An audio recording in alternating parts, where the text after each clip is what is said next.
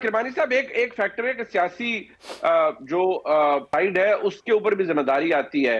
अब ये national security committee की मीटिंग हुई, उसमें खैबर पख्तूनख्वा के चीफ मिनिस्टर को नहीं बुलाया गया, उससे भी एक बड़ा अजीब इंप्रेशन जाता है। और अभी ब्रिगेडियर साहब ने पॉइंट आउट किया कि वो आपकी एक वो एक कोहेजन से काम नहीं कर रहे, और उसमें वो कोई ऐसा नहीं लग रहा कि ठीक है वो एक वर्किंग रिलेशनशिप है, कम से कम वो तो वफाक और एक सूबे का होना चाहिए। और उस सूबे के अंदर दहशतगर्दी हो रही है, दहशतगर्दी ने दोबारा सर उठाया है, और अगर कोई क्लीनिंग ऑपरेशन या कोमिंग ऑपरेशन भी होते हैं तो जाहिर बात है वहां पर ही, और जो मर्जर हुआ है फाटा का खैबर पख्तूनख्वा के अंदर, वहां पर ये क्लीन अप ऑपरेशंस भी ज्यादातर किए जाएंगे। क्या वफाकी हुकूमत अपना काम दुरुस्त तरीके से कर रही है? क्योंकि चीफ मिनिस्टर को ना बुलाना, ना मदऊ करना, चले वो खुद ना आए वो एक अलग बात है, लेकिन ये बात सामने आना कि उनको बुलाया ही नहीं गया नेशनल सिक्योरिटी कमेटी की मीटिंग में, ये तो बड़ी अलार्मिंग बात है। शुक्रिया मुनीब साहब। गुजारिश ये है कि जब नवाज शरीफ साहब के दौरे हुकूमत में आपको याद होगा एक बड़ा दिल खराश वाक़या हुआ APS का, तो उसके बाद फिर ऑपरेशन ज़रबुल अज़ब किया गया शुरू, और वो नवाज शरीफ साहब की हुकूमत में पाक फ़ौज ने उसको शुरू किया। उसके बाद रद्दुल फसाद शुरू हुआ। एक्चुअली मैं समझता हूँ कि जब अमेरिकन्स वहाँ से निकल गए थे, उसके बाद जो तालिबान ने हमें अंडरस्टैंडिंग दी और ये वादा किया कि भाई अब हमारे अक्रॉस द बॉर्डर किसी किस्म की कोई टेररिज्म नहीं होगा, तो हमने उनकी बात पे यकीन कर लिया।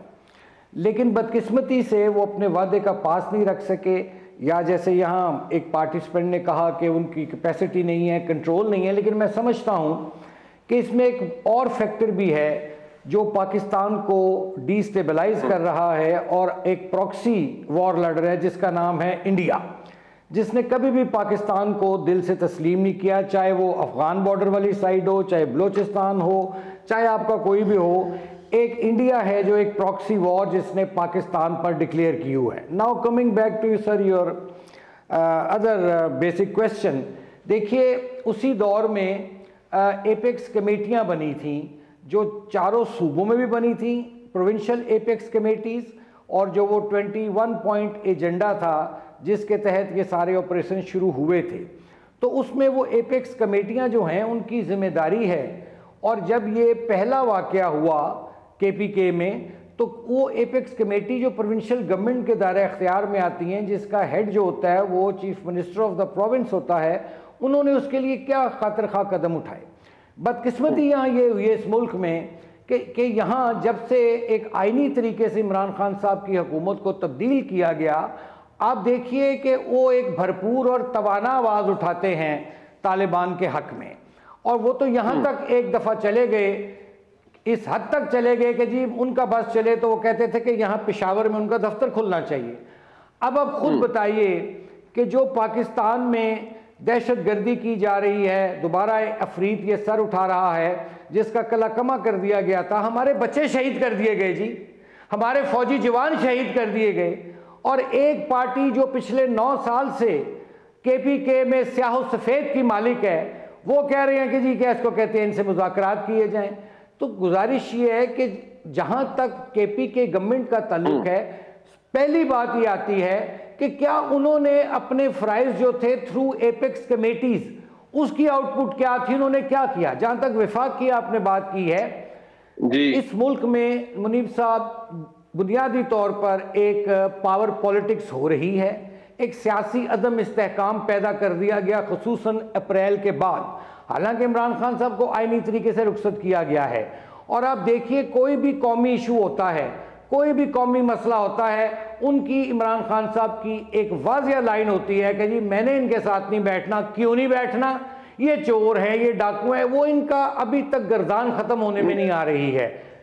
However, after having said that, मैं समझता हूँ कि ये जो दहशत गर्दी का फरीत है, इसके लिए तमाम स्टेक होल्डर्स को, गवर्नमेंट को, फौज को और तमाम जो मकतबा फ़िक्र के लोग हैं उनको बैठना पड़ेगा सर जोड़ के, क्योंकि पाकिस्तान को इस वक्त एक नहीं, सियासी चैलेंजेस भी हैं, मुआशी चैलेंजेस भी हैं, और ऊपर से ये दहशत गर्दी है। हमें अपनी नाक से आगे देखना होगा।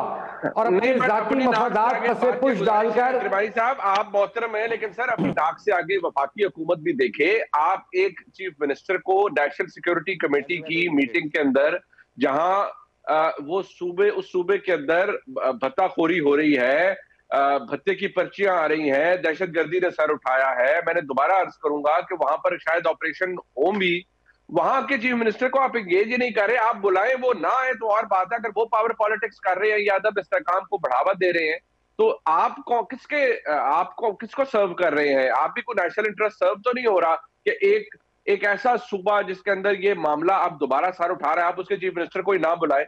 ये भी तो बहरहाल में तरीकाकार दुरुस्त नहीं है। मैं समझता हूं, जैसे मैंने पहले अर्ज किया कि ये एक ऐसा इशू है जिस पर तमाम स्टेक होल्डर्स को एक पेज पर होना चाहिए। चूँकि पाकिस्तान अगर है तो हम भी हैं, हमारी शनाख्त है और हमारी एक शारक है, पाकिस्तान ज़िंदगी है। तो मैं तो अर्ज़ कर चुका हूँ कि इसमें तमाम स्टेक होल्डर्स को अपने तमाम सियासी इख्तलाफात से बालातर होकर, ज़ाती मफादात से बालातर होकर पाकिस्तान की खातिर इस मसले को हल करना चाहिए।